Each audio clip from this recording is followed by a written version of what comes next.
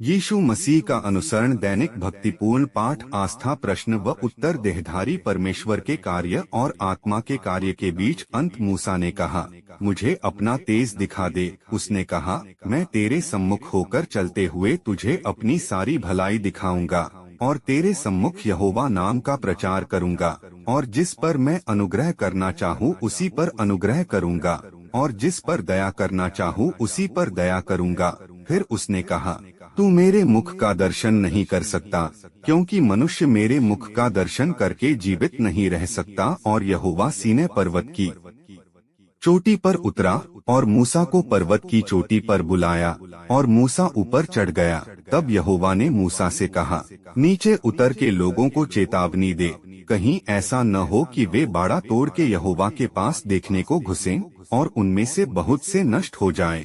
और याजक जो यहोवा के समीप आया करते हैं वे भी अपने को पवित्र करें, कहीं ऐसा न हो कि यहोवा उन पर टूट पड़े। सब लोग गर्जन और बिजली और नरसिंगे के शब्द सुनते और धुआं उठते हुए पर्वत को देखते रहे और देख के कांपकर दूर खड़े हो गए। और वे मूसा से कहने लगे, तू ही हमसे बातें कर, तब तो हम सुन सकेंगे, परंतु परमेश्वर हमसे बातें न करे, ऐसा न हो कि हम मर जाएं। तब यह आकाशवाणी हुई, मैंने उसकी महिमा की है और फिर भी करूंगा। तब जो लोग खड़े हुए सुन रहे थे उन्होंने कहा कि बादल गरजा। दूसरों ने कहा, कोई स्वर्गदूत उससे बोला। परमेश्वर के द्वारा मनुष्य को सीधे तौर पर पवित्रात्मा के साधनों के माध्यम से और आत्मा की पहचान से बचाया नहीं जाता है, क्योंकि उसके आत्मा को मनुष्य के द्वारा न तो देखा जा सकता है और न ही स्पर्श किया जा सकता है और मनुष्य के द्वारा उस तक पहुंचा नहीं जा सकता है। यदि उसने आत्मा के तरीके से सीधे तौर पर मनुष्य को बचाने का प्रयास किया होता तो मनुष्य उसके उद्धार को प्राप्त करने में पूरी तरह असमर्थ होता। यदि परमेश्वर सृजित मनुष्य का बाहरी रूप धारण नहीं करता तो वे इस उद्धार को पाने में असमर्थ होते, क्योंकि मनुष्य किसी भी तरीके से उस तक नहीं पहुंच सकता है। उसी प्रकार जैसे कोई भी मनुष्य यहोवा के बादल के पास नहीं जा सकता था, केवल सृष्टि का एक मनुष्य बनने के द्वारा ही, अर्थात अपने वचन को उस देह में जो वो धारण करने वाला है रखकर ही वह व्यक्तिगत रूप से वचन को उन सभी मनुष्यों में पहुंचा सकता है जो उसका अनुसरण करते हैं।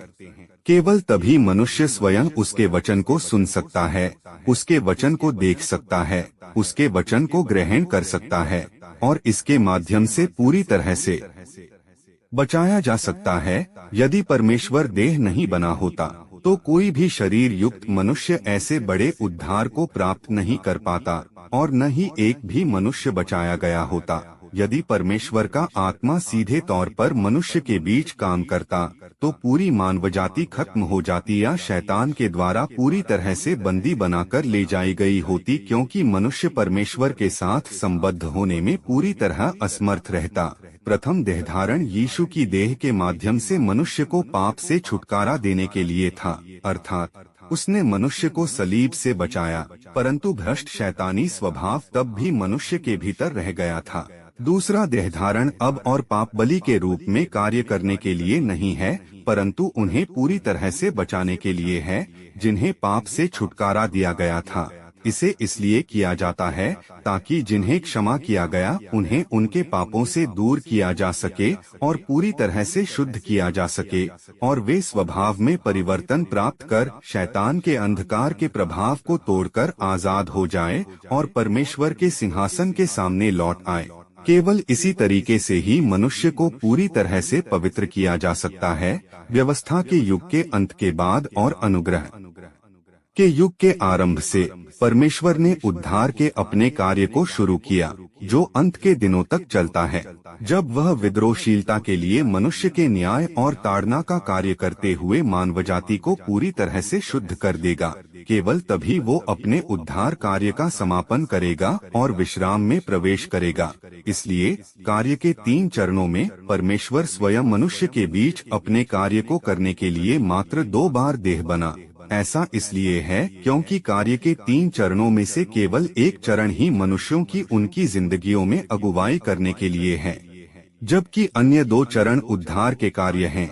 केवल परमेश्वर के देह बनने से ही वह मनुष्य के साथ साथ रह सकता है, संसार के दुख का अनुभव कर सकता है और एक सामान्य देह में रह सकता है। केवल इसी तरह से वह उस व्यावहारिक तरीके से मनुष्यों को आपूर्ति कर सकता है जिसकी उन्हें एक सृजित प्राणी होने के नाते आवश्यकता है। देहधारी परमेश्वर की वजह से मनुष्य परमेश्वर से पूर्ण उद्धार प्राप्त करता है, न कि सीधे तौर पर स्वर्ग से की गई अपनी प्रार्थनाओं से, क्योंकि मनुष्य शरीरी है। मनुष्य परमेश्वर के आत्मा को देखने में असमर्थ है और उस तक पहुँचने में तो बिल्कुल भी समर्थ नहीं है। मनुष्य केवल परमेश्वर के देहधारी देह के साथ ही संबद्ध हो सकता है। केवल उसके माध्यम से ही मनुष्य सारे तरीकों और सारे सत्यों को समझ सकता है और पूर्ण भ्रष्ट इंसान की आवश्यकताओं के कारण ही देहधारी परमेश्वर देह में आया है। परमेश्वर के समस्त बलिदान और कष्ट मनुष्य की आवश्यकताओं की वजह से हैं, न कि परमेश्वर की आवश्यकताओं के कारण, न ही वे स्वयं परमेश्वर के लाभ के लिए हैं। परमेश्वर के लिए कोई फायदे नुकसान या प्रतिफल नहीं है। परमेश्वर को भविष्य में कोई लाभ नहीं मिलने वाला, बल्कि जो मूल रूप से उसके प्रति बकाया था वह बस वही प्राप्त करेगा। वह इंसान के लिए जो कुछ करता और त्यागता है, इसलिए नहीं है कि वह कोई बड़ा प्रतिफल प्राप्त कर सके, बल्कि यह पूरी तरह इंसान के लिए ही है। हालांकि देह में परमेश्वर के कार्य से अनेक अकल्पनीय मुश्किलें जुड़ी हैं, फिर भी जिन प्रभावों को वह अंततः प्राप्त करता है वे उन कार्यों से कहीं बढ़कर होते हैं जिन्हें पवित्र आत्मा के द्वारा सीधे तौर पर किया जाता है। देह के कार्य में काफी कठिनाइयां अपरिहार्य हैं। देह वही पहचान धारण नहीं कर सकता जो पवित्र आत्मा की होती है। वह आत्मा की तरह अलौकिक कार्य नहीं कर सकता। उसमें आत्मा के समान अधिकार होने का तो सवाल ही नहीं। फिर भी इस मामूली देह के द्वारा किए गए कार्य का सार पवित्र आत्मा के द्वारा सीधे तौर पर किए गए कार्य से कहीं अधिक श्रेष्ठ है, और यह स्वयं देह ही है जो समस्त मानव जाति की आवश्यकताओं का उत्तर है, क्योंकि जिन्हें बचाया जाना है उनके लिए पवित्र आत्मा का उपयोगिता मूल्य देह की अपेक्षा कहीं अधिक निम्न है। पवित्र आत्मा का कार्य संपूर्ण विश्व, सारे पहाड़ों, नदियों, झीलों और महासागरों को समाविष्ट करने में सक्षम है, मगर देह का कार्य और अधिक प्रभावकारी ढंग से प्रत्येक ऐसे व्यक्ति से संबंध रखता है जिसके साथ वो संपर्क में आता है। इसके अलावा स्पर्शगम्य रूप वाले परमेश्वर के देह को मनुष्य के द्वारा बेहतर ढंग से समझा जा सकता है और उस पर भरोसा किया जा सकता है, और यह परमेश्वर के बारे में मनुष्य के ज्ञान को और गहरा कर सकता है तथा मनुष्य पर परमेश्वर के वास्तविक कर्मों का और अधिक गंभीर प्रभाव छोड़ सकता है। आत्मा का कार्य रहस्य से ढका हुआ है। इसकी थाह पाना नश्वर प्राणियों के लिए कठिन है। उनके लिए उसे देख पाना तो और भी मुश्किल है। इसलिए वे मात्र खोखली कल्पनाओं पर ही भरोसा कर सकते हैं।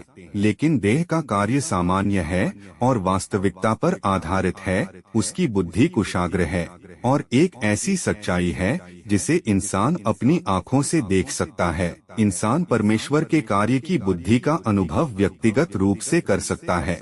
उसके लिए उसे अपनी कल्पना के घोड़े दौड़ाने की आवश्यकता नहीं है। यह देहधारी परमेश्वर के कार्य की सटीकता और उसका वास्तविक मूल्य है। पवित्र आत्मा केवल उन्हीं कार्यों को कर सकता है जो मनुष्य के लिए अदृश्य हैं और जिसकी कल्पना करना उसके लिए कठिन है। उदाहरण के लिए पवित्र आत्मा की प्रबुद्धता, पवित्र आत्मा का प्रेरित करना और पवित्र आत्मा का मार्गदर्शन। लेकिन समझदार इंसान को इनका कोई स्पष्ट अर्थ समझ में नहीं आता। वे केवल एक चलता फिरता या एक मोटा मोटा अर्थ प्रदान करते हैं और शब्दों से कोई निर्देश नहीं दे पाते, जबकि देह में परमेश्वर का कार्य बहुत भिन्न होता है। इसमें वचनों का सटीक मार्गदर्शन होता है, स्पष्ट इच्छा होती है और उसमें स्पष्ट अपेक्षित लक्ष्य होते हैं। इसलिए इंसान को अंधेरे में भटकने या अपनी कल्पना का उपयोग की कोई आवश्यकता नहीं होती है और अंदाजा लगाने की तो बिल्कुल भी आवश्यकता नहीं होती। देह में किया गया कार्य बहुत स्पष्ट होता है और पवित्र आत्मा के कार्य से काफी अलग होता है। पवित्र आत्मा का कार्य केवल एक सीमित दायरे में ही उपयुक्त होता है। यह देह के कार्य का स्थान नहीं ले सकता। देह का कार्य मनुष्य को पवित्र आत्मा के कार्य की अपेक्षा कहीं अधिक सटीक और आवश्यक लक्ष्य तथा कहीं अधिक वास्तविक मूल्यवान ज्ञान प्रदान करता है। भ्रष्ट मनुष्य के लिए सबसे अधिक मूल्य रखने वाला कार्य वो है जो सटीक वचन अनुसरण के लिए स्पष्ट लक्ष्य प्रदान करे, जिसे देखा या स्पर्श किया जा सके। केवल यथार्थवादी कार्य और समयोचित मार्गदर्शन ही मनुष्य की अभिरुचियों के लिए उपयुक्त होता है, और केवल वास्तविक कार्य ही मनुष्य को उसके भ्रष्ट और दूषित स्वभाव से बचा सकता